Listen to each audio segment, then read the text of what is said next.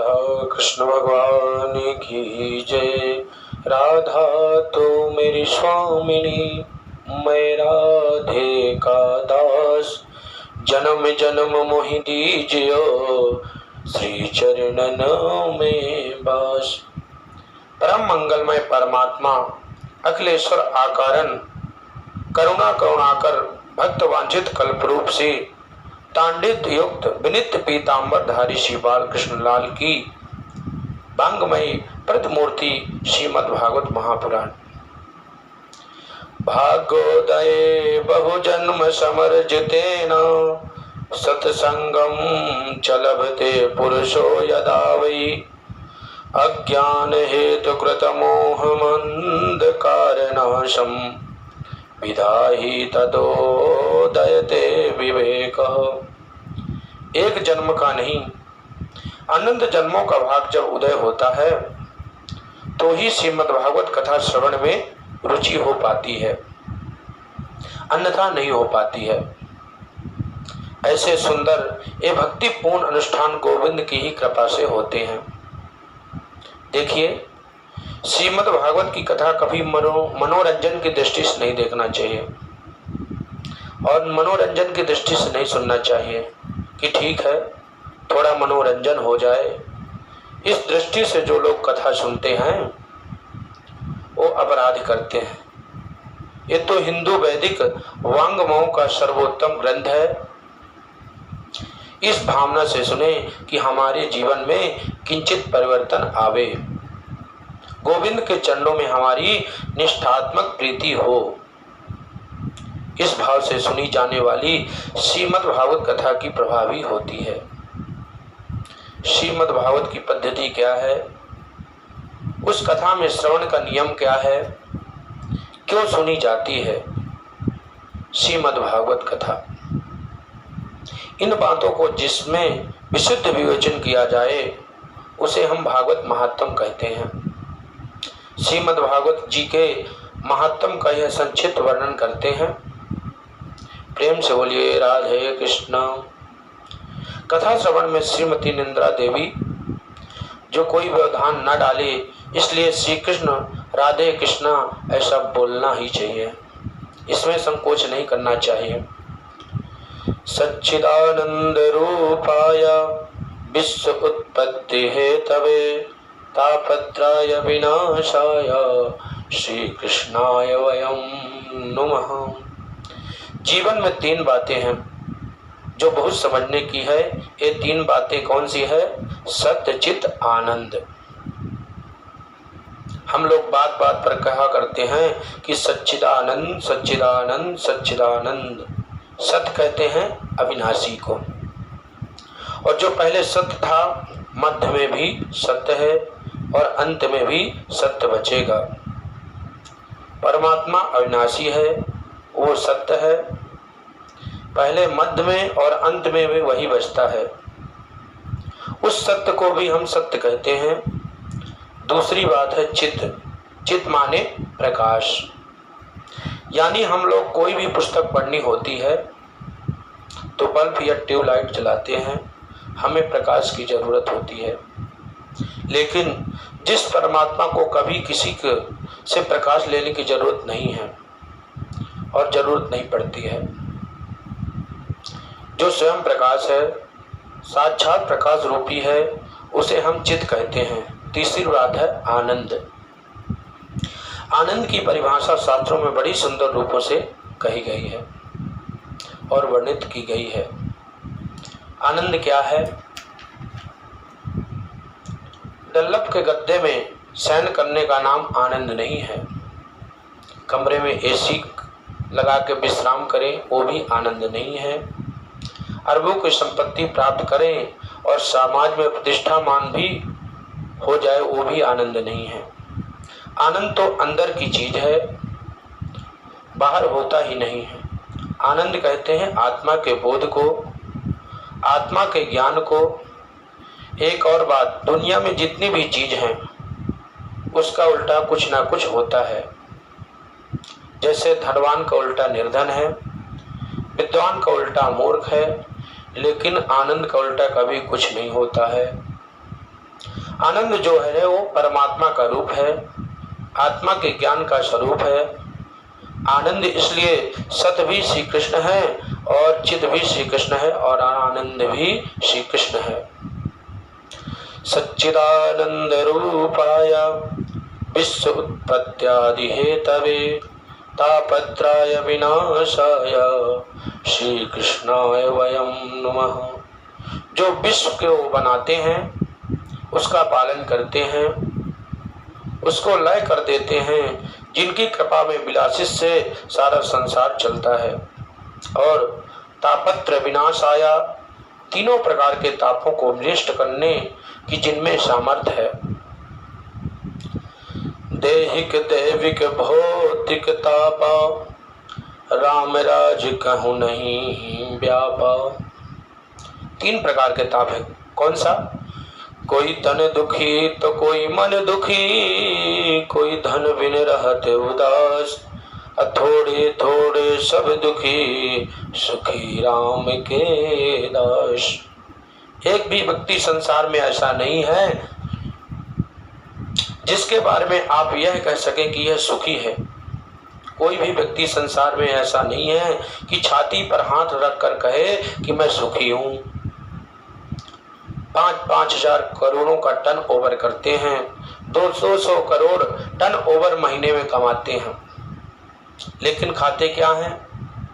मूंग की दाल, साथ में रूखा फुल्का। मैंने पूछा, सेठ जी ये क्या भोजन है? इतना सब वैभव और मूंग की दाल के साथ रूखा फुल्का खा रहे हैं। बोले, पंडित जी क्या करें? डॉक्टर ने मना किया है कि रोटी चुपड़ कर खा लूंगा तो ब्लड प्रेशर बढ़ जाएगा। अरबों की संपत्ति है लेकिन रूखा फुल्का खाते हैं। किसी को किसी बात की कमी नहीं है, अनंत संपत्ति है, बड़ी बड़ी इंडस्ट्रियां हैं, लेकिन मानसिक चिंता है। पिताजी चाहते हैं कि अच्छे खानदान में संबंध करूंगा, बड़े भक्त खानदान में बेटे का विवाह होगा, बड़े प्रतिष्ठित परिवार में विवाह करूंगा। बेटा का क्या है? और बेटा का घर की नौकरानी को ही लेकर भाग गया, कोर्ट मैरिज कर ली। अब पिताजी चाहे कुछ भी करो, बेटे ने तो कर ली शादी, सब कुछ है, लेकिन मन में बड़ी बेचैनी है। कभी बेटी नहीं सुनती, कभी बेटा नहीं सुनता, कभी ऐसा चाहते हैं कि कभी वैसा चाहते थे। और कोई धन बिन रहत उदास। बेचारा दिन भर मजदूरी करता है, बड़ी बड़ी मल्टी स्टोर बिल्डिंग बनाता है, पुताई कराता है, डिस्टम्पर करता है, इतनी जान जोखिम में डालकर काम करता है। शाम के 50 रुपए मजदूरी में मिले कि बेटा को खिलावें कि पत्नी को खिलावें या आप खावें, किसी को भी सुख नहीं है। सुख किसको है? तो भैया केवल राम के दासों को सुखी है, केवल गोविंद के कीर्तन में ही सुखी है। कबीरा सब जग निर्धन, धनवत नहीं कोई, धनवत सो ही जानिए, जाको राम नाम धन होय। धनी तो वही है जिसके पास राम नाम का धन है, गोविंद नाम का धन है, जिसने कमा लिया है। और कौन धनी है? आध्यात्मिक ताप, अध्यदैविक ताप, अत्यभौतिक ताप, तीनों को विनष्ट करने को जिन श्री कृष्ण नाम में शक्ति है, ऐसे श्री कृष्ण को हम प्रणाम करते हैं। श्री कृष्णाय वयं नमः। श्रीमद् भागवत के प्रधान देवता श्री गोविंद है ना, इसलिए भागवत महात्म के प्रथम श्लोक में श्री कृष्ण की वंदना की गई है। आदरणीय सुखदेव जी का वंदन किया, जिन आचार्य सुखदेव जी ने जन्म लेते ही संन्यास ग्रहण किया, सीधे वन की ओर चले गए। पुत्र पुत्र पुत्र कहते महर्षि व्यास जी जिनके पीछे चल रहे हैं, परंतु आचार्य सुखदेव को लौटाकर लाने में किसी में सामर्थ्य नहीं रही। ऐसे परम वंदनी सर्वभूत हृदय श्री सुखदेव जी को हम वंदन करते हैं। सज्जनों, जैसे हम इस पवित्र भूमि पर बैठकर भागवत श्रवण करते हैं और एकत्र हुए हैं, ऐसे ही सी पुराणों के विद्या के लिए परम एकांत, परम शांति एक स्थान है जो हम कहते हैं नौमी सारण क्षेत्र। आइए हम उस नौमी सारण क्षेत्र में चलें जो बड़ी पवित्र भूमि है। 88,000 संत जन वहाँ विराजमान हैं और वो सभी ऋषि गृहस्थ ऋषि हैं। उन्हें हम लोग कहते हैं शौनकादिक ऋषि, जिनकी बड़ी बड़ी लंबी उम्र है। एक संत की उम्र इतनी लंबी है कि जिनके जीवन में कितनी बार इंद्र बदल चुके हैं, और एक सतगृहस्थ इतनी लंबी उम्र वाले जो जीवन में कई चतुर्युगों को देख चुके हैं। सतयुग, त्रेता, द्वापर, कलयुग कई बदल चुके हैं। ऐसे 88,000 संत जन अपने नित्य कर्म में निबद्ध होकर प्रातः काल जब बैठे थे, बस उन संतों के मंडली में सूत जी का आगमन हुआ। ये सूत जी महाराज जी वेद व्यास जी के परम प्रिय शिष्य हैं।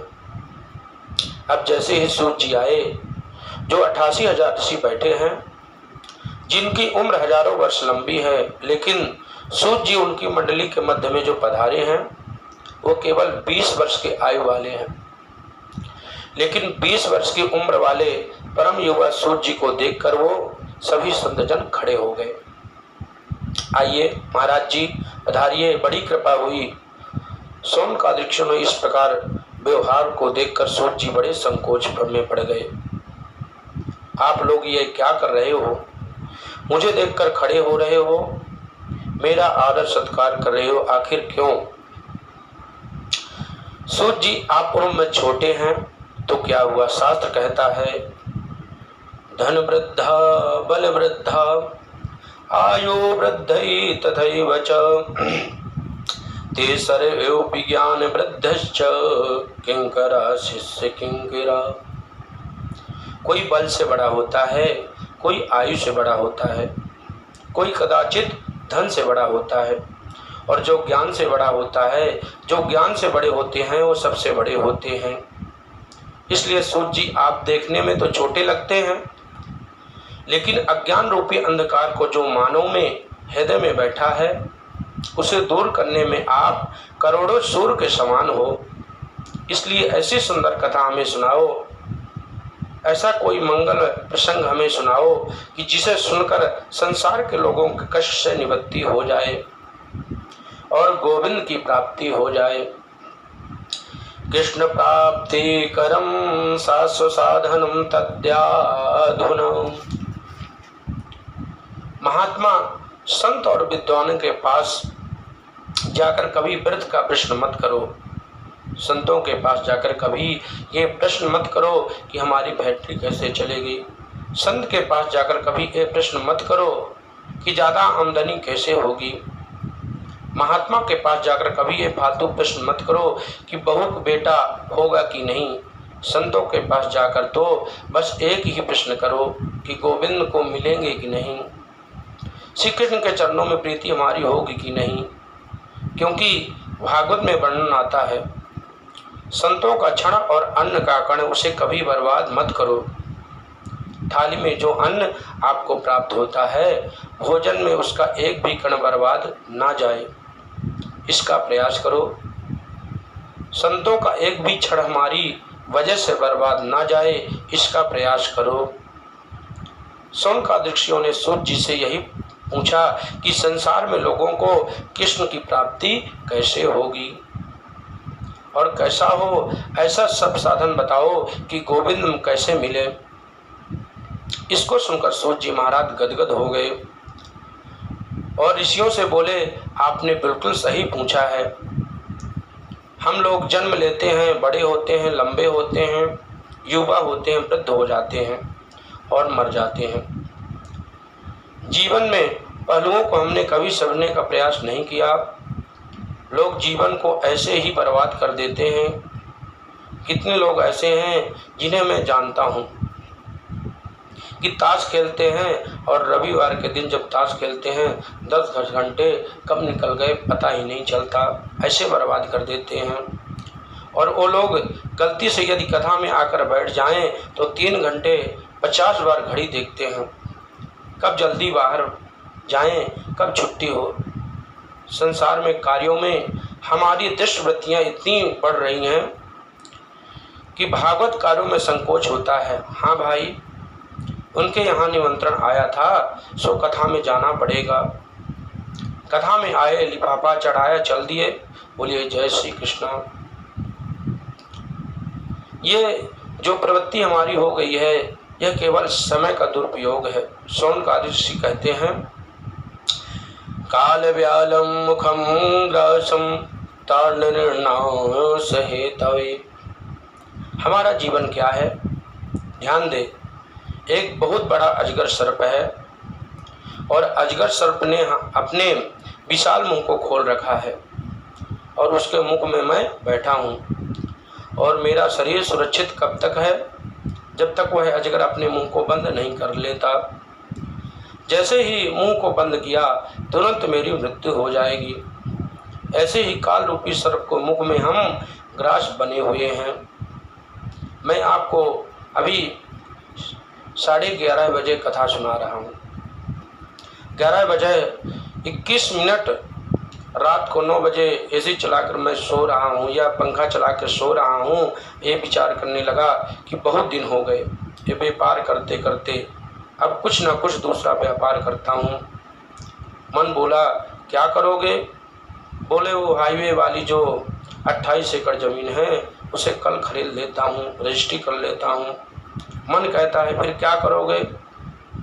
अरे उसमें इंडस्ट्रियल बनाएंगे, 200-400 लोग उसमें काम देंगे। फिर क्या करोगे? धन के लिफ्ट में मेरा नाम हो जाएगा।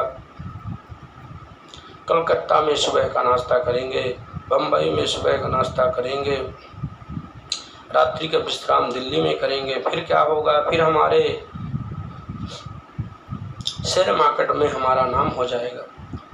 9 बजे लेटे लेटे सोच रहे थे, 9:45 बजे हार्ट फेल हो गया।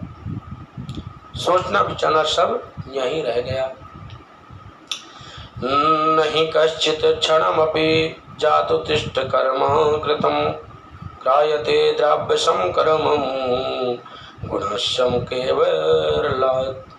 ये मानो सबसे बड़ी भ्रांति है कि वह चिंता ज़्यादा करता है, चिंतन नहीं करता। जीवन में चिंता को मिटाओ और चिंतन को बढ़ाओ, यही मुक्ति का साधन है। चिता को मिटा दो और चिंतन को बढ़ाओ, यही मुक्ति का साधन है। अब चिंतन कैसे बढ़े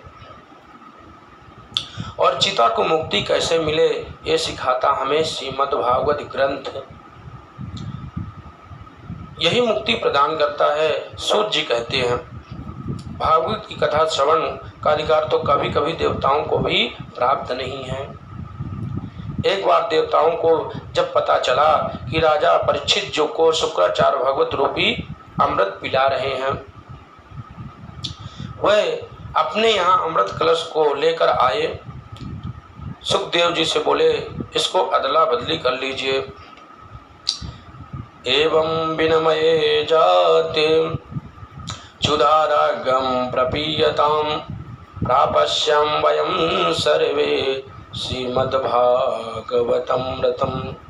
आचार्य सुखदेव जी ने मन में सोचा कि क्या क्षुधा क्या कथा लोके, क्या कच क्या मरण महान, ब्रह्मरातो विचारेवं तदा देवा जहार।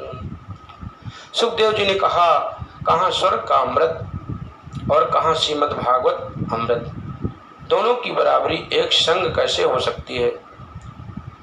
स्वर्ग में जाकर वहाँ अमृत का पान करने के बाद भी व्यक्ति को गिरना पड़ता है। पुनरपि जन्मम पुनरपि मरणम पुनरपि जननी जठरे शयनम। लेकिन श्रीमद् भागवत का पान जिसने कर लिया है, उसका तो आगमन एवं कुचक्र हमें हमेशा के लिए मिट जाता है। आवागमन की छुट्टी हो जाती। इसलिए अभक्ताश्चम विज्ञानदाये चक्रथामृतम श्रीमद् भगवत वार्ता सुराणाम अपि दुर्लभ। सुखदेव जी ने देवताओं को अभक्त समझा और भागवत कथा अमृत का दान उनको नहीं दिया। यही भागवत कथा अमृत है, मैं आप लोगों को श्रवण करा रहा हूँ।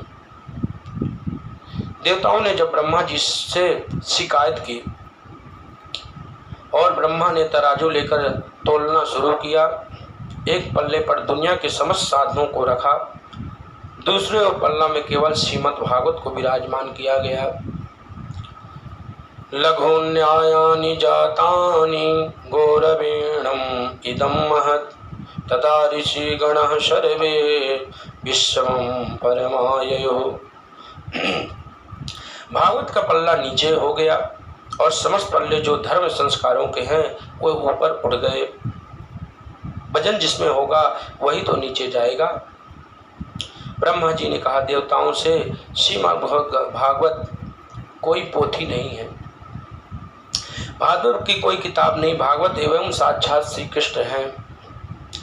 श्रीमद् भागवतो प्रत्यक्षम कृष्ण एव ही, साक्षात कृष्ण रूपी श्रीमद् भागवत है। इसका श्रवण करने से जीवन धन्य हो जाता है। नारद जी ने जन जन से इसका विचार करने के लिए अपने पिता ब्रह्मा जी को इसका अध्ययन किया था। लेकिन सप्ताह श्रवण की विधि क्या है, ये तो नारद ने सनत कुमारों से सुना था। सोनकादिक ऋषि बोले, हमने तो सुना है सनत कुमार ज़्यादा घूमते नहीं और नारद जी कभी एक जगह बैठते नहीं, ये प्रसिद्ध है। नारद जी हमेशा भ्रमण करते रहते हैं और सनत कुमार कभी एक दूसरी जगह जाते नहीं। भागवत की कथा मन में यदि चंचल हो, मन में बातें कई प्रकार की हो, तो फिर कथा की आनंद नहीं मिल पाता। भागवत की कथा में 5 बातों को रहना जरूरी है।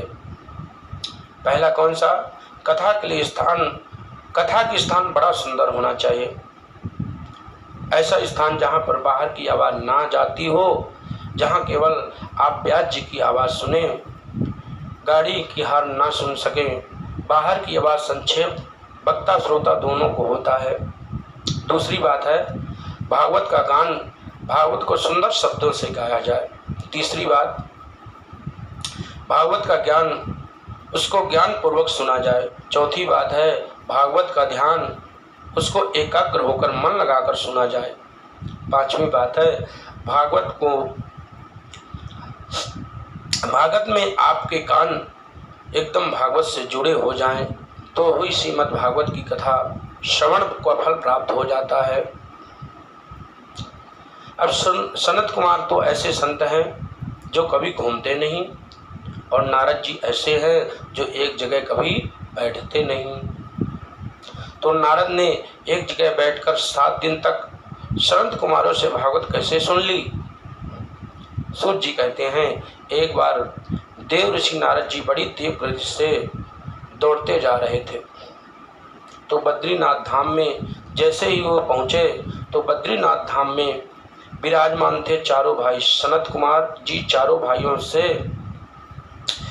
भाइयों ने नारद जी को देखकर पूछा, कथा ब्रह्मान् दीन मुख कृतांचित्तुरो भवान त्वरितं काम्यते कुत्रश्चागमनं तव।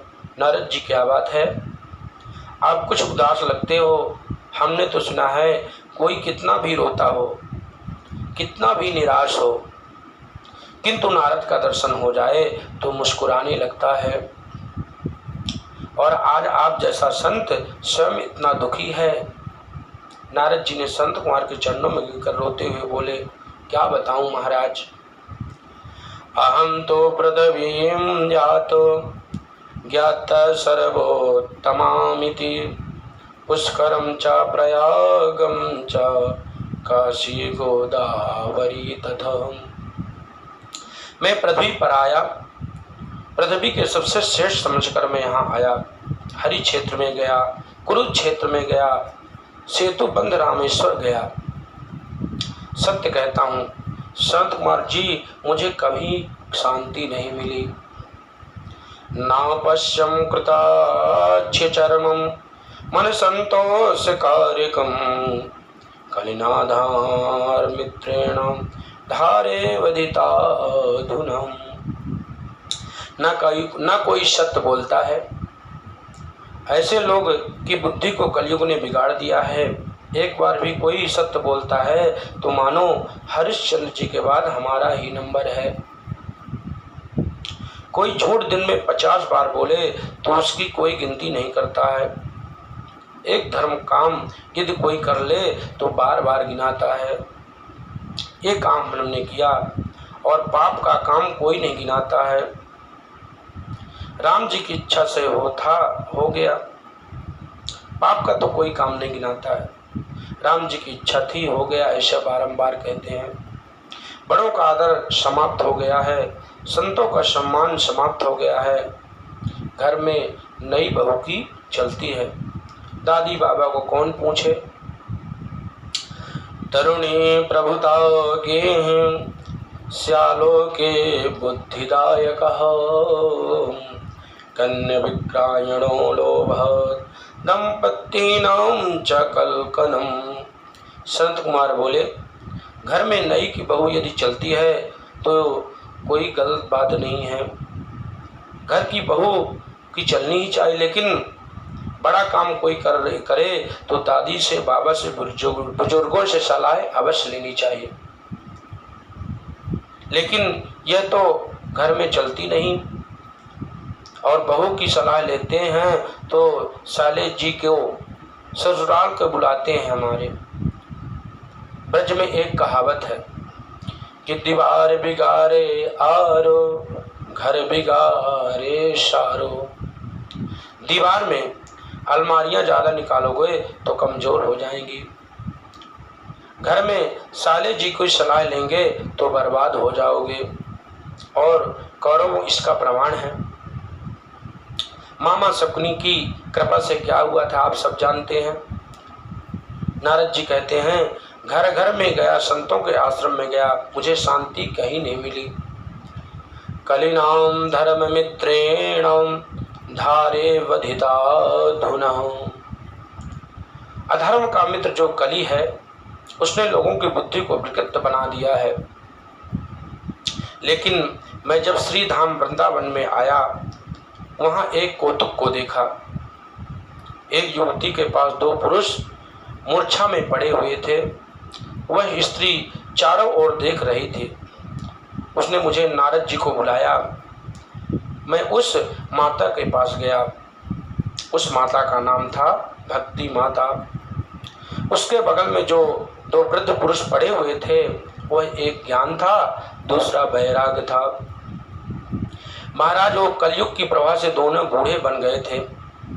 मैंने उन दोनों को ज्ञान एवं वैराग का उत्थान करने के लिए, मैंने उन दोनों के बुढ़ापे को दूर करने के लिए बड़े बड़े प्रयास किए। वेद का पाठ किया, वेदांत का पाठ किया, लेकिन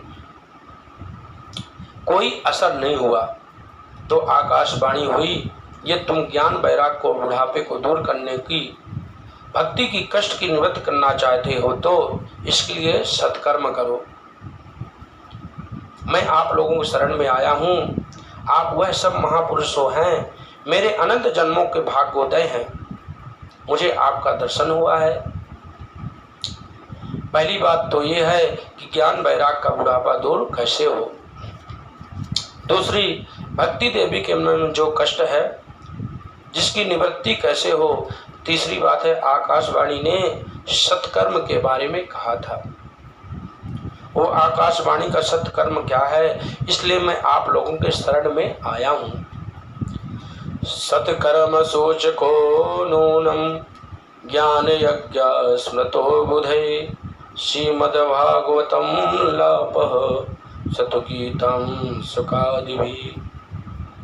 देखो, नारद ज्ञान वैराग के बुढ़ापे को दूर करने का और भक्ति के कष्ट की निवृत्ति करने का सर्वोत्तम साधन यदि कोई है तो श्रीमद् भागवत ज्ञान यज्ञ है। श्रीमद् भागवत ज्ञान का सप्ताह प्रवचन है। नारद जी बोले, लेकिन मैं तो वेद का पाठ किया, वेदांत का पाठ किया, और वेद वेदांत के पाठ में यदि कोई असर नहीं गया तो केवल भागवत से क्या मिलेगा और क्या होगा। सनत कुमार बोले, वेद वृक्ष है, भागवत उसका फल है। वेद रूपी कल वृक्ष का अमृतमय फल हो तो श्रीमद् भागवत है। बिना वृक्ष के फल कभी होता है क्या? और जो स्वाद फल में होता है वह वृक्ष में होता है क्या? वृक्ष में तो फल तो स्वाद होता नहीं। यद्यपि रस तो वृक्ष की जड़ से ही आया है, इसलिए वेद और वेदांत का जो रसमय सार है वही श्रीमद् भागवत कथा है। नारद जी ने कहा, हम कथा कहाँ करें? संत कुमारों ने उनसे कहा कि हरिद्वार में करें। गंगा जी का सुंदर तट है, आनंद है, वहाँ व्यास मंच लगाया गया और व्यास मंच पर चारों भाई संत कुमार आसीन हो गए, क्योंकि भागवत को कराने वाले नारद जी निरक्त है ना। यदि हम गृहस्थ हैं तो भागवत की कथा पत्नी के सहित बैठकर सुननी चाहिए, और नियम भी है, हर कार्य में पत्नी को बाईं तरफ बिठाते, लेकिन भागवत कथा श्रवण करने में उस पत्नी की दाईं तरफ बैठाना चाहिए। पत्नी का अधिकार है। यज्ञ में दाहिनी तरफ हो जाता है, बोलिए जय श्री कृष्णा। लेकिन जब महात्मा जी कथा कराएं वह पत्नी कहाँ से लावे? इसलिए नारद जी ने अकेले बैठे और 3 आसन सामने बिछा दिए, भक्ति, ज्ञान, वैराग्य, और कहा, ये भक्ति माता आप आओ, आपके कष्ट की निवृत्ति के लिए हम भागवत कथा सुन रहे हैं। भक्ति देवी अपने दोनों पुत्रों के साथ आई। नारद जी यजमान बन गए, मुख्य श्रोता बन गए। तुलसी देवी की स्थापना की गई। अब तो धीरे धीरे हजारों संतों की भीड़ लगी। अरे सनत कुमार कथा कह रहे हैं, नारद जी कथा करा रहे हैं, बड़े आनंद की बात है। संत महात्मा ज्ञानी मुनींद्रों का आगमन होने लगा। कुंभ जैसा वातावरण हो गया। सनत कुमार जी भागवत का व्याख्यान करने लगे। भक्ति, ज्ञान और वैराग आकर आसन पर आसीन हो गए। सनत कुमार जी महाराज ने बड़ा सुंदर व्याख्यान, बड़ी सुंदर भागवत की महिमा का वर्णन किया। लेकिन शास्त्र कहते हैं, शास्त्रों के बारे में कभी शंका मत करो। मन में शंका को बिठाकर रखना अपराध है। इसलिए मन में शंका आए तो उसे तुरंत नोट करो। जब कथा विश्राम लेवें और जब भी समय उचित लगे, व्यास जी उसका शंका का समाधान करिए। संत कुमार जी कथा सुन रहे थे। भक्ति अपने पुत्रों के साथ आकर विराजमान है, लेकिन किसी को दिखाई नहीं दे रही है। नारद जी ने संत कुमार से कहा, मैं आपसे एक प्रश्न कर सकता हूँ, बोलिए पूछिए। नारद जी ने पूछा, यदि कोई व्यक्ति भागवत श्रवण करे तो मुक्ति पाता है, इसमें कोई आश्चर्य नहीं। यदि कोई ज्ञानी पुरुष भागवत श्रवण करके मोक्ष प्राप्त करता है तो आश्चर्य नहीं है, परंतु क्या कोई पापी भी व्यक्ति भागवत सुनने के बाद मुक्ति मिलती है? संत कुमार ने बहुत सुंदर व्याख्यान किया है। हे मानव पाप कृत्यास्तु सर्वदा सद दुराचारतः विभार्ग क्रोधाग्नि दग्ध कुटिलांच कामिनः सप्तयज्ञेन कलो पुनन्ति ते। जिस मनुष्य ने जीवन में कभी सत्कर्म नहीं किया, दुराचार परायण किसी मनोवृत्तियां बनी रही है, क्रोध रूपी अग्नि जो हमेशा जलता रहा, ऐसा दुराचारी पापी व्यक्ति भी किसी के द्वारा 7 दिन तक यदि भागवत कथा सुन ले, निश्चित रूप से उसके जीवन में परिवर्तन आता है। जिसका जीवन सत्य में हीन है, जो सत्य संभाषण नहीं करता, जो माता पिता की सेवा नहीं करता, जो वर्ण संकर की पद्धति में उत्पन्न है। वर्ण संकर पद्धति का मतलब क्या है आपको बताता हूँ। माँ किसी बिरादरी की और पिता किसी दूसरी बिरादरी का। ऐसी परिस्थिति में जो व्यक्ति उत्पन्न होता है, 5 प्रकार उस पापों को जिसकी प्रवृत्ति रहती है, वह 7 दिन तक भागवत सुन ले तो उसका मन पवित्र हो जाता है। मैं तो एक यह कहता हूँ कि जिसने जीवन पर्यंत पाप कर्म किया है, पाप कर्म करते करते जिसकी मृत्यु हो गई है और मरने के बाद यदि भूत प्रेत पिशाच भी बन गया है, और उसके नाम से भी भागवत करा लें, उसका जीवन पवित्र हो जाता है और मुक्त हो जाता है। नारद जी बोले, महाराज वे ये बात हमारी समझ में नहीं आई कि जीवन पर्यंत पाप करने वाला व्यक्ति मरने के बाद प्रेत बनने के पश्चात भागवत सुनकर मोक्ष कैसे प्राप्त कर सकता है। नारद जी ने संत कुमार ने एक सुंदर कथा सुनाई। उस कथा का वर्णन करते हैं, नारद जी कैसे कैसे प्रेत आत्मा व्यक्ति श्रीमद् भागवत को सुनकर मोक्ष प्राप्त कर सकता है। कथा कीर्तन में जरूर बोलना चाहिए, ताली बजाकर कीर्तन बोलना चाहिए। जो कथा में कीर्तन करते हैं ना, उसके हृदय में पाप निकल जाते हैं और वो पाप निकल उनके सर पर बैठ जाते हैं। जो कीर्तन नहीं बोलते, कीर्तन में भजन ताली बजाकर गाने में हस्तरेखा बदल जाती है, और जो ताली नहीं बजाते ना, उनकी बढ़िया वाली रेखा भी बिगड़ जाती है। आचार्य संत कुमार कहते हैं, नारद जी को लक्ष्य करे तो भ्रातरे पूर्ण प्रत्यानमुत्तमं यत् वर्ण स्वधर्मेण सत्यकर्म तत्परः। तुंगभद्रा नदी के किनारे एक बहुत सुंदर नगर था। उस नगर में का नाम था उत्तम नगर। वर्ण आश्रम धर्म का पालन करने वाले सभी संभात लोग उसमें वास करते थे।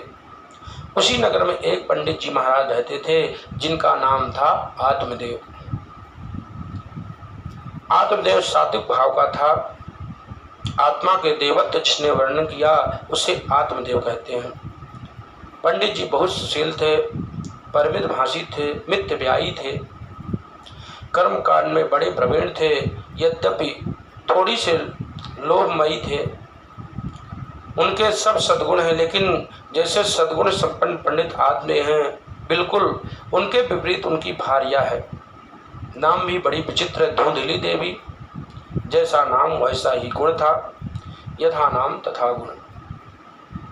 ये धुंधली देवी, इनमें एक बड़ी भारी विशेषता है, और ये विशेषता उसी नारी पर आ जा सकती है जिस पर भगवान की विशेष कृपा हो।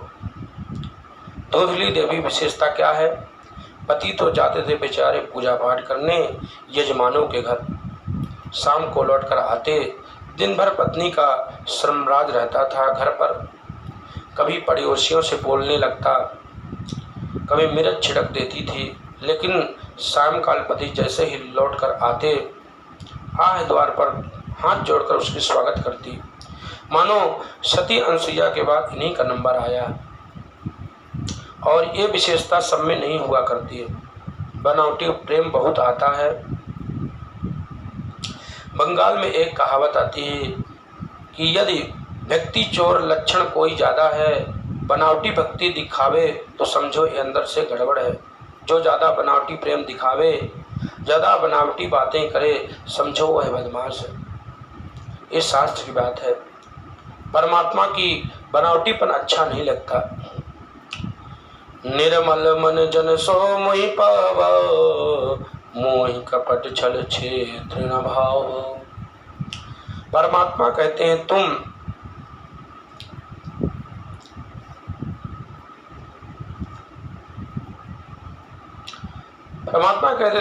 दिव्य बात मत करो। तुम जो बनावटी बात करते हो, ऊपर से कहते हो नमस्कार है, उनमें सोचते ही मेरी गली में आओगे मैं तो दिखाऊंगा। बनावटी मेरे गोविंद को अच्छी नहीं लगती। वो कहते हैं कि निर्मल बन जाओ, अतः शुद्ध बन जाओ। धुंधली देवी मन में पवित्र नहीं है, भावना श्रेष्ठ नहीं है, और पति के सामने हाथ जोड़कर ऐसी खड़ी होती है, इसलिए पति की दृष्टि में पत्नी के प्रति आदर है। एक और बात, पंडित जी के घर धन की तो कमी नहीं है, लेकिन बेटा नहीं है। तुलसी की स्थापना तो हर हिंदू के घर में होना ही चाहिए। उनके घर में तुलसी है, लेकिन पता नहीं है कि तुलसी कभी हरी नहीं हो पाती है, सूख जाती थी, हरी भरी नहीं रहती थी। पंडित जी के घर में गौ की पूजा होती थी, लेकिन वह बांझ हो गई। एक दिन पंडित जी बैठे बैठे विचार करने लगे, क्या बताऊं, तुलसी जी मैं रोज जल देता हूँ, अपने हाथ से फिर भी सूख जाती है। मेरे गाय के 6 वर्ष हो गए, बांझ हो गई। बच्चा बच्चिया कुछ नहीं है। अब पड़ोसियों का आना शुरू हुआ। बढ़िया पड़ोसी भगवान के कृपा से ही मिलते हैं। ज़्यादा बढ़िया कहीं मिल जाए तो आपको उखाड़ कर ही मानेंगे। अब पड़ोसियों को आना शुरू हुआ। कहने लगे, क्यों जी, तुम्हारे घर तुलसी जी का बिरवा जो है सूख क्यों जाता है? पंडित जी बोले, क्या मालूम, पानी तो रोज देता हूँ फिर भी सूख जाती है। मालूम नहीं, अच्छा तुम्हारे घर में एक गाय है, हम 7 वर्ष से देख रहे हैं, बच्चा बच्चिया कुछ नहीं है। क्या मालूम भैया, सेवा तो रोज करता हूँ। अब देखो पड़ोसियों ने क्या कहना शुरू किया। बोले, तुम्हारे घर बेटा नहीं होना, इसी पाप की वजह से तुलसी सूख गई है, इसी पाप की वजह से गौ बांझ है। भैया ये देवता तुम्हें खुश नहीं है, ये पितर तुमसे खुश नहीं, इसलिए ये सब हुआ है। ऐसा भ्रम में डाल दिया पंडित जी को। एक दिन तो वो विद्वान ब्राह्मण बैठा बैठा रोने लगा। मैंने पाप कर्म किया है, इसलिए मेरे पुत्र नहीं है, इसलिए मेरी गौ बांझ हो गई है और घर छोड़कर वन जाने चले गए। 4-5 दिन हो गए वन में बैठे बैठे।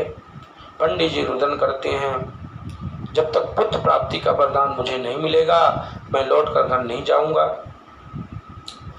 कोई संत उधर से जा रहे थे। ये चेहरा होता है ना कि एक कैमरा होता है ना, आमदे कितने भी पानी है, उसके चेहरे को देखने पता चल जाता है कि कितना पढ़ा लिखा है, कितना मूर्ख है और कितना बुद्धिमान है, कितना ना समझ है, कितना धनवान है, कितना निर्धन है, कितना सच्चा, कितना बनावटी है। प्रत्येक आदमी के चेहरे पर लिखा होता है और कहीं घूमने की जरूरत नहीं है और ये समझने में 1.5 मिनट से ज़्यादा समय नहीं लगता। पंडित जी वहाँ पड़े पड़े रो रहे थे। उधर से एक संत निकल जा रहे थे। महात्मा जी ने देखा, देखकर समझ गए कि विद्वान ब्राह्मण लेकिन दुखी है। पास में आकर संत ने बड़े स्नेह से पूछा, कथम रोदोषि विप्रात्वं कातो चिंता वलीयसी बद्वा संवत्सर महास्वं दुःखस्यं च कारणम्। पंडित जी आप रोते क्यों हो? आप तो कोई बहुत बड़े कर्मकांडी एवं विद्वान ब्राह्मण मालूम होते हो, क्या तकलीफ है आप मुझको बताइए।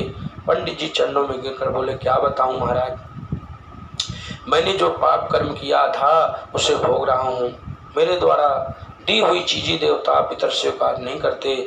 मेरे घर में जो गो ब्राह्मण है बांझ है, तुलसी सूख जाता है क्योंकि मेरे घर पुत्र नहीं है। इसी पाप की वजह से यह सब हुआ है। मैंने निश्चय कर लिया कि जब तक पुत्र प्राप्ति वर नहीं मिलेगा लौट कर घर नहीं जाऊंगा। मर जाऊंगा लेकिन मैं वापस नहीं जाऊंगा। मुक्ता ज्ञानम प्रजारूपम वरिष्ठम करणोमति विवेकम तो समासाध्यम संसार वासनम। पंडित जी आपके मन में पुत्र को जो कामना है एकमात्र ज्ञान है। संत ने पंडित जी से कहा, यदि तुम्हारे घर पुत्र हो जाता तो समझ लेते परमात्मा की कृपा हो गई, और पुत्र नहीं हुआ तो समझो भगवान बहुत बड़ा कृपा हो गई।